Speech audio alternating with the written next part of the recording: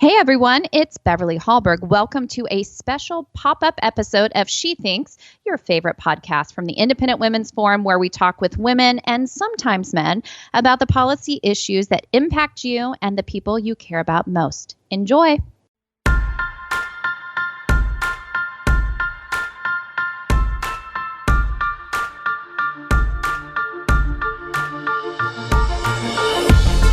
Hi, everyone. I'm Patrice Onwuka, Senior Policy Analyst at the Independent Women's Forum. Welcome to a special pop-up episode of She Thinks, your favorite podcast from the Independent Women's Forum, where we talk with women, and occasionally men, about the policy issues that impact you and the people you care most about. Joining us today is Jennifer Van Laar. Currently, she's Deputy Managing Editor of RedState.com. And she wrote this fascinating piece entitled, Casualty of AB5, I'm Leaving California to Live in Exile in North Carolina. AB5 is a new law in California that will end up reclassifying thousands of workers as employees of companies that they work for rather than independent contractors. Now, this is despite the fact that people enjoy being independent contractors or their own bosses. So today we're going to be talking about the impacts on AB5 on a specific group, freelance writers and journalists. Jennifer, welcome to the program. Thank you. Terrific. Now tell us about what you do. Where do you write and what do you write about? For the bulk of my writing, I write at Red State, where I'm Deputy Managing Editor. I also do some ghostwriting for different policy groups within California and political candidates. Gotcha. I'm sure that puts a target on your back, but how long have you been a freelance writer? Since 2012, I've been a freelance writer. I moved back to my home state of California, to my hometown, actually, when my dad was sick. He had had a stroke and was disabled, needed help. So I moved back. And I was a court reporter in North Carolina, but due to other government regulations in California, I could not be a court reporter here. So I changed careers and started at the bottom at age 40 in 2012 and worked my way up to where I am now. Wow. What do you think is the biggest benefit of being a freelance writer versus that reporter that you used to be? The flexibility is completely the biggest benefit to it, because I could not write when I didn't want to, and just be able to do things with my son, who has a learning disability. He's a junior in high school right now. He was in elementary school when we moved back here, and I needed that ability to be home with him in the afternoon, to be able to go to IEP meetings, to be able to go to the school for things. And also, like I mentioned, my dad was disabled, and I needed to be able to go hang out with him whenever he needed extra care and go to the doctor with him. And it was never on a schedule. Well, you're speaking to many women, I think, who are caregivers, both of their children, but also of their parents. And so that flexibility is definitely a value of the workplace that I hear from a lot of women being their number one concern.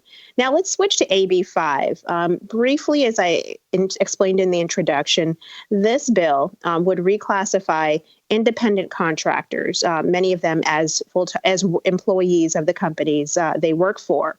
And it's based on kind of a legal case. I won't go into that. We have some resources on our website that does explain it.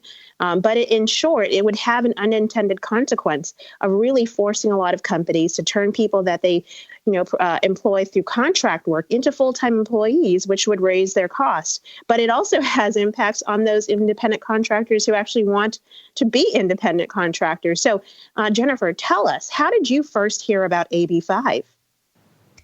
I heard about AB5 in the spring of last year, because I write about politics in California. So it'd been on my radar, and everything I heard about it was Uber and Lyft. And having worked in the court reporting industry before as a freelancer there too, they were talking about the Dynamex decision, which you referenced. And I just didn't think it would impact me at all, because it didn't on the surface seem like it would be anything that would affect a freelance writer. But unfortunately, it does. And as you rightly said, the focus has been on the gig economy, like the Ubers and the Lyfts, those big tech platforms that tend to employ contract workers who, some people consider as independent small business owners, and would really force them to make them employees, allowing them to get access to benefits, traditional employee benefits, and overtime pay, different types of compensation mandates that the state requires. So, it's interesting that it fell on your radar as an independent, as a writer and as a journalist. And I'm guessing it started to pick up steam in different circles that you move in. But, and do you think this is a conservative versus a liberal issue, or is this an issue that spans the political spectrum? As it stands now, it spans the political spectrum. When it started out, Lorena Gonzalez was so good at characterizing it as these Uber and Lyft drivers and some of these other gig economy people are being taken advantage of by these big corporations that make all this money. And then these people don't get minimum wage. They don't even, if they get sick, they don't get paid, blah, blah, blah. She was very good at couching it in those terms. But now that a lot of people in Hollywood have been impacted too, whether it's musicians, photographers, videographers, writers, then they're starting to see just how insidious this bill is, because it's the onus is on us as a freelancer and the company to prove that we're not employees. The assumption is automatically that you are an employee unless you can fit into one of these exemptions. And a lot of companies don't want to take that risk of Lorena then deciding, no, you did the wrong thing and we're going to fine you $20,000. Oh, that's scary. I mean, I think we just saw a headline that Vox Media, which is a major media outlet, they have laid off 200 of their freelance writers because of this. And they are saying that they're hiring maybe 20 full-time employees and part-time employees as writers. But, there's no guarantee any of the 200 who were laid off would get those jobs. And, what happens to all of those freelance writers? Now, you mentioned the bill sponsor. She says that there is an outlet for you writers or journalists if you want to be able to continue to be an independent contractor. She said just form a corporation. So, Jennifer, why don't you just form a corporation? Well, she also said you can still be a sole proprietor and do this, but she then posts on Twitter, and I say it's a 10-point list, but I honestly have not counted them. Oh, if you want to be classified as a quote unquote real business, then you just have to satisfy all these requirements. And they're subjective. Some of them are objective requirements, but they could be interpreted different ways. So there's a couple of reasons why just incorporating doesn't work for me and for a lot of other people. First, in California, just to have an LLC, it's minimum $800 tax. Then you pretty much have to have an attorney or an accountant that you've retained every year to make sure that you're not running afoul of one of the hundreds of other regulations in California. And you have to buy a business license in your town. Right from your couch, you have to go buy a business license. She also, one of the requirements, though, of being a, quote, real business in her eyes is that you have to write for multiple outlets. Well, what if I don't want to? Why do I have to write for numerous outlets or numerous clients to be a legitimate business?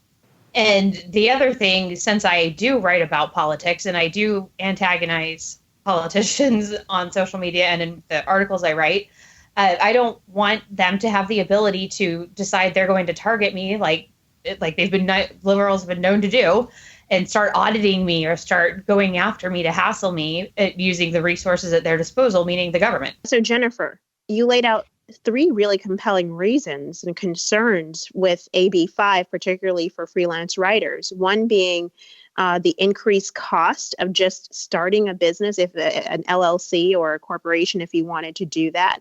Then there's the red tape that you and the hoops that you have to jump through. And third, there's the potential for political backlash because of the types of writing that you do. Let's elevate this a little bit broader to what this means for journalism. I mean, certainly we've seen how the internet has proliferated the number of opportunities that writers have to amplify their voice and cover lots of topics. But what happens if something like AB5 spreads to other states? In my mind, it has a chilling effect on the freedom of the press and First Amendment rights, because you're only going to have a limited number of places where you can write these things or get your story out. So say in politics, we're limited to The Hill and Politico and maybe a couple of other outlets to get stories out, and they only have W-2 writers. Well, that's going to have this whole structure where you're going to basically be told what you can and can't write on. Anyone who says that that doesn't happen is lying. And you're not going to have investigative journalism and the whole new media, Breitbart, everything that he started, that's going to be gone, which I don't think is necessarily an unintended consequence of this kind of bill. In my case, I'm the writer who broke the Katie Hill story this year, which led to her resignation. And that would have never come out if AB5. And it's not, I say that not as anything personal on that politician, but I think a job of the media is to hold our leaders accountable. And if we don't have the ability to use our voice to do that, our whole country is going to be in a bad place. You know, that's a great point you talked about there, Jennifer. You know, the fact that we need a diversity of voices when it comes to journalism and reporting, because a lot of these major outlets, for one reason or another, will choose what they cover and how they cover different types of news. And that leaves a lot of Americans in the dark on issues of local and national significance. And so we need independent journalism that's not just funded by, you know, that's not just based on employees of a particular media company, but we need the voices that are in the wilderness crying out against injustices or bringing accountability, just as we need, you know, the bigger national stories from the big national outlets. So thank you for shedding some light on what the future could look like because of AB5. You know, we'll wrap up with this question. Jennifer, do you think AB5 is going to come to other states, or do you think this can be defeated? And if defeated, how can it be defeated? What can we do? It's already, forms of it are already being introduced in New Jersey and New York that I know of. And there's something, there's a bill in Congress that was amended in December, and I'm still getting all the details on that, to add language similar to AB5 on a national level. So it's definitely coming to a state near you.